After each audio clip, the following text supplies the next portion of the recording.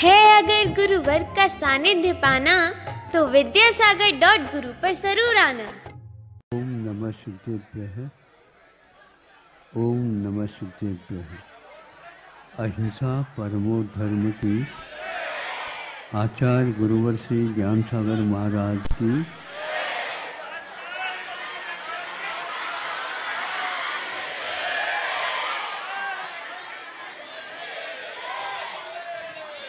सुनो।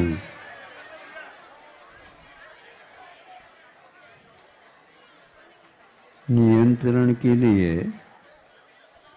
दूसरे की व्यवस्था की अपेक्षा स्वयं नियंत्रित हो सबसे अच्छा माना जाता, क्योंकि हजारों व्यक्ति रहते हैं, उनको नियंत्रण के लिए सैकड़ों की आवश्यकता पड़ती है, और सैकड़ों वाले भी यदि मान लो अनियंत्रित हो तो फिर औरों को भी और बुलाना पड़ेगा। इस प्रकार ये सबसे ज़्यादा महंगा होगा और ये सस्ता होगा कि हम नियंत्रित हो। निज में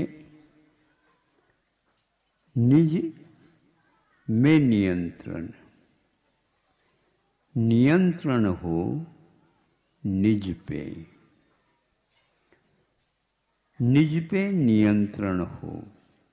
अपने आप के ऊपर नियंत्रण होना मोक्ष और कुछ नहीं है, इसी में मोक्ष निहित है।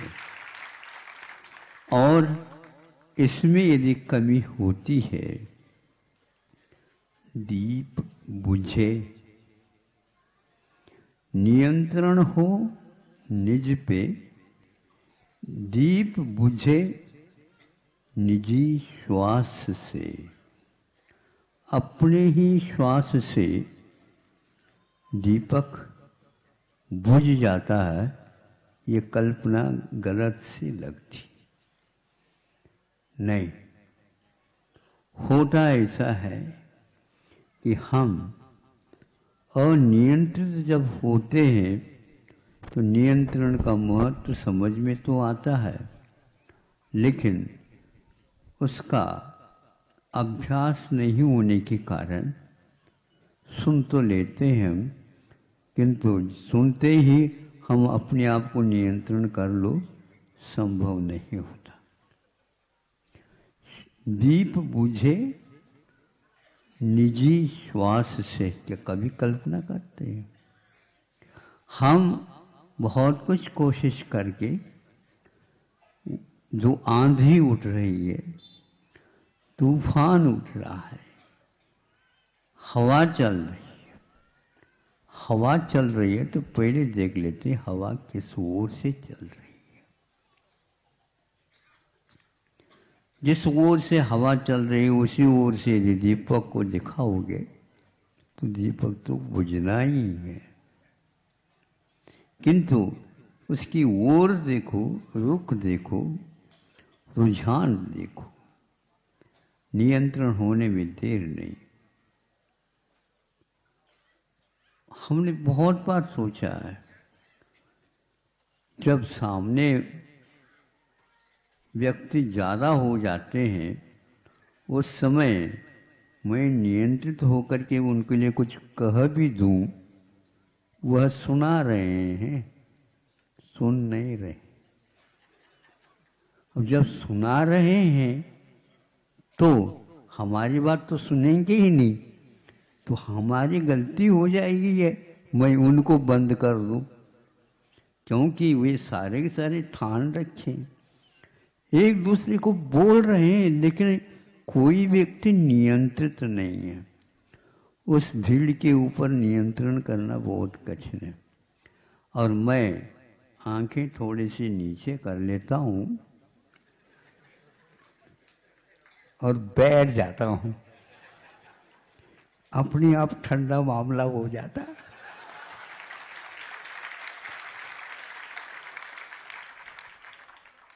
इरादा हमारा तो बोलना है, तो यहाँ दरबार में आकर के वो भी बोलना चाहते हैं तो क्या गलत तो है ही नहीं। जब वो भी बोल रहे हैं तो हमारा बोलना कोई मतलब नहीं रहता। भगवान की ओर देख तो लो। कई बार भगवान बनाने जा रहे हो आप, पहले भगवान बनने की प्रक्रिया तो समझो, कैसे बन सकते हैं। कभी भी इतनी भीड़ आती है, दृष्टि उठा करके देखा, अरे दृष्टि उठा करके देखने वाला व्यक्ति अज्ञानी होता है, क्योंकि बिना देखे दिख जाता है। वह व्यक्ति देखने का पुरुषार्थ क्यों करे बताओ।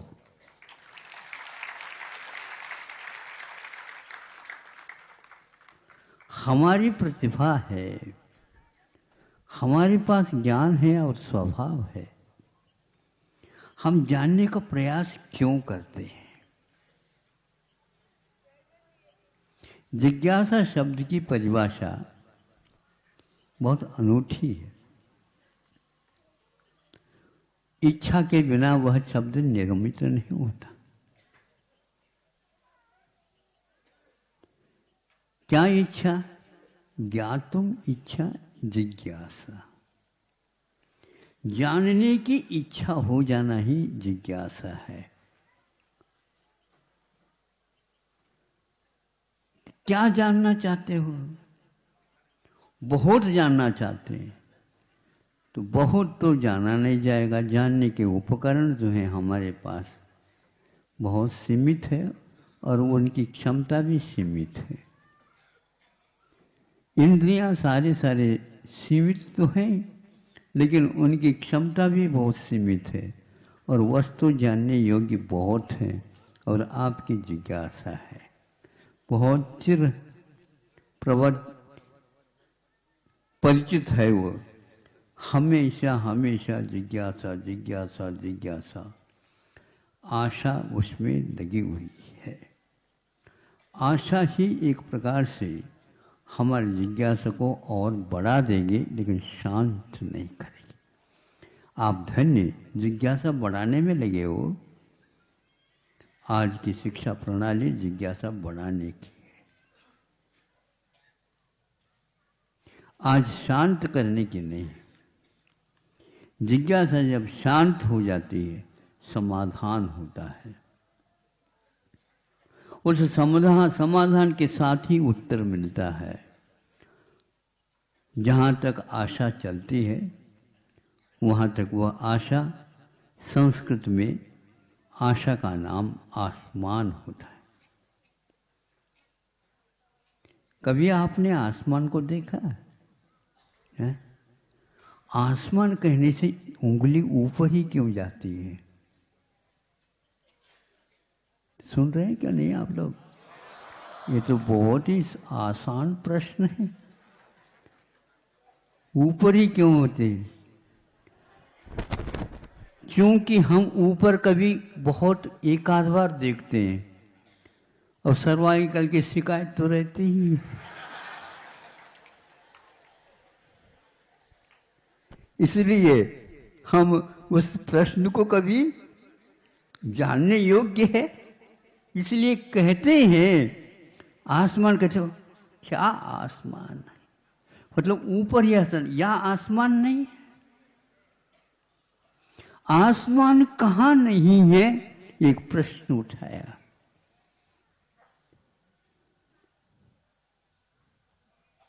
जहां भगवान नहीं है वहां आसमान नहीं है।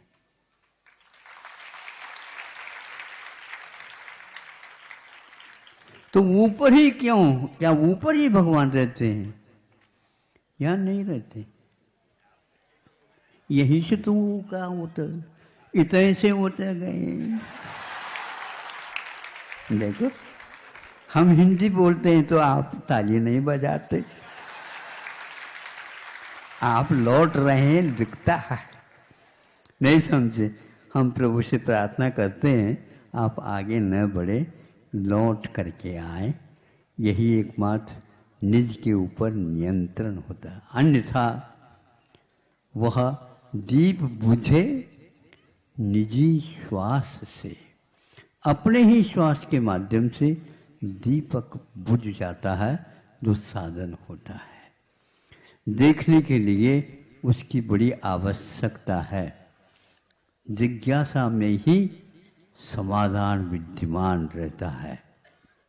अंतर इतना ही, आशा को समाप्त कर दो। आसमान देखने योग्य नहीं है, आसमान जानने योग्य अवश्य है। तो जब जानने योग्य अवश्य है तो यहाँ पर भी दिख सकता है, किंतु ठोस पदार्थ हम देखते हैं, इसलिए आसमान की कल्पना मात्र रह जाती है। यहाँ तो कुछ भी नहीं दिख रहा है, कुछ भी नहीं दिख रहा।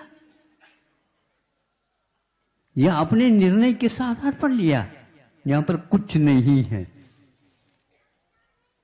बहुत कुछ है लेकिन आपको पसंद नहीं होगा, तो इसलिए बहुतों की जिज्ञासा है, हमें भी वो पसंद नहीं है। आप कितनी भी करते जाओ जिज्ञासा। और आज हम जिज्ञासा लेकर के आए हैं भैया, हम आशा को पहले समाप्त करने के लिए आए हैं, फिर बाद में आपकी जिज्ञासा का समाधान संभव है। आपकी जिज्ञासा के कारण हम भगवान बन जाता और अच्छो है।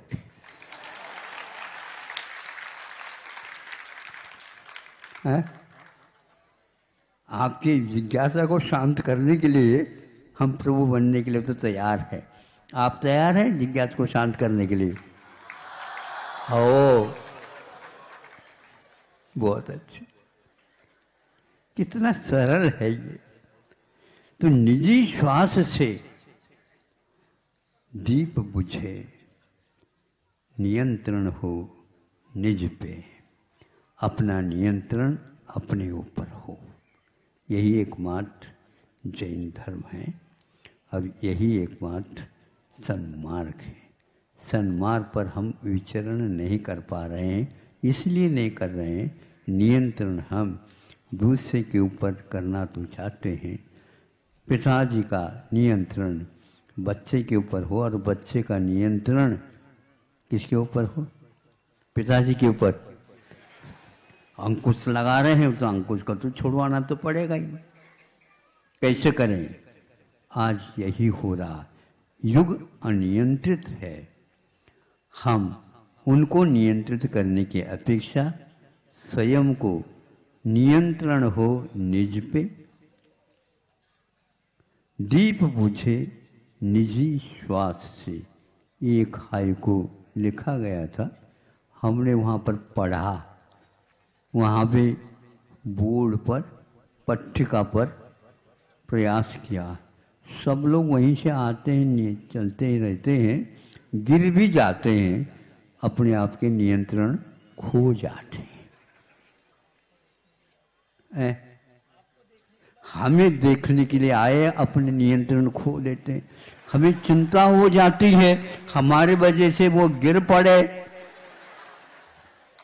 हाँ, अब हम क्या करें? दौड़ के आते हैं, हम दूर से नहीं दिखते। हाँ, दूर से बहुत अच्छे दिखते।